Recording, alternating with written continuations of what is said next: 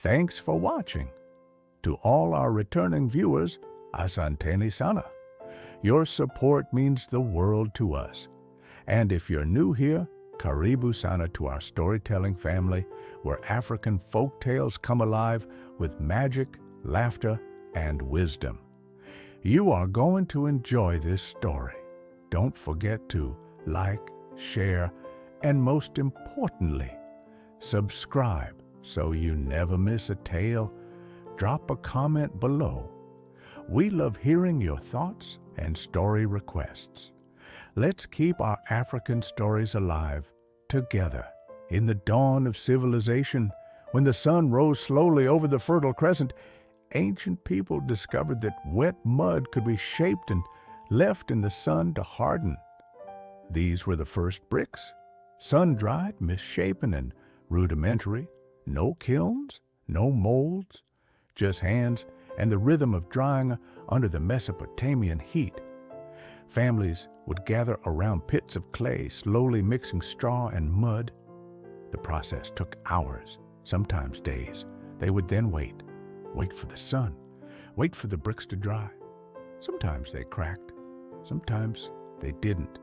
Life was simple, slow, predictable.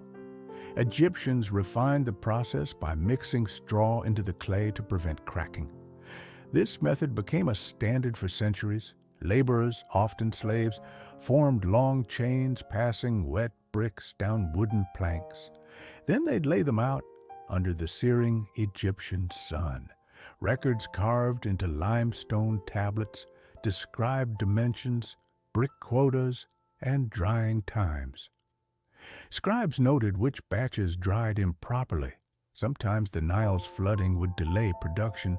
Pharaohs issued brick mandates for pyramid foundations. It was a golden era of mud standardization. The Romans introduced fired bricks. Clay was shaped and dried, then baked in kilns, slowly, methodically, for days. Bricks were stamped with the mark of the legion that made them. This created a whole system of traceability. Roman builders took immense pride in their brick ratios. The length to width ratio of Roman bricks was often 4:1, not 3.9:1, not 4.1:1, exactly 4:1. A deviation could result in stern reprimands and remixing.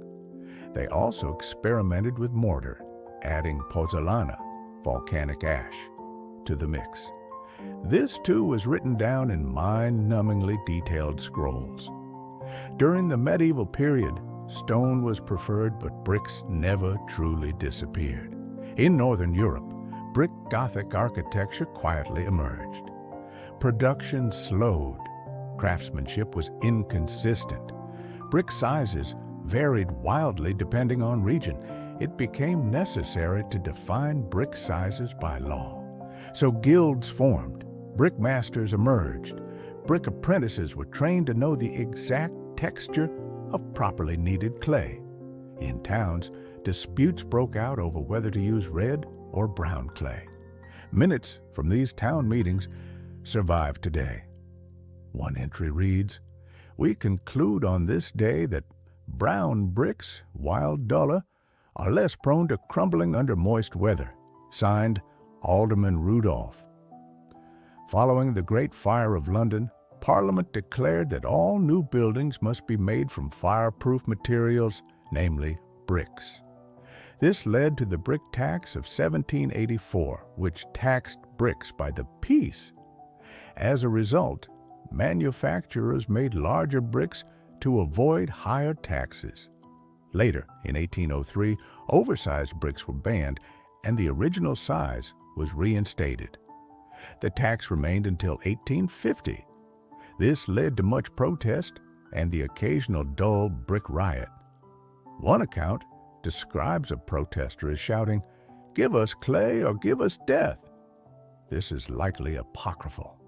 The introduction of steam-powered brick presses made production faster, but somehow more boring. Bricks came out uniform. Gone were the romantic inconsistencies of hand-molded clay. Brickyards became endless conveyor belts of sameness. Steam huffed, clay squished, bricks thudded onto wooden carts. Then again, and again, every 12 seconds, inventors patented over 300 variations of the mechanical brick press in 30 years. Each machine promised faster compression ratios or improved brick ejection. Very few delivered anything revolutionary, but the patents are still archived. Today, bricks are engineered. Robotic arms mix the perfect ratios of kaolin and sand. Automated kilns monitor humidity and firing temperatures to the decimal point. Each brick is nearly identical to the next. There is little room for error or flare. We have red bricks, yellow bricks, face bricks, engineering bricks, perforated bricks, hollow bricks. But behind every variety is a regulation document longer than the brick itself. Even architects, in their passionate brick use, must submit compliance forms for every order. A modern construction supervisor was once quoted saying, "Sometimes I miss the chaos of irregular brick widths. It felt human." Brickmaking is a testament to humanity's unrelenting desire for stability and predictability. From clay puddles to robotic arms, the journey has been long, slow, and exceptionally consistent. This was not a history of war or kings or revolutions. It was a history of mud, of rectangles, of drying times. And maybe, just maybe, that's enough to help you drift away. Close your eyes.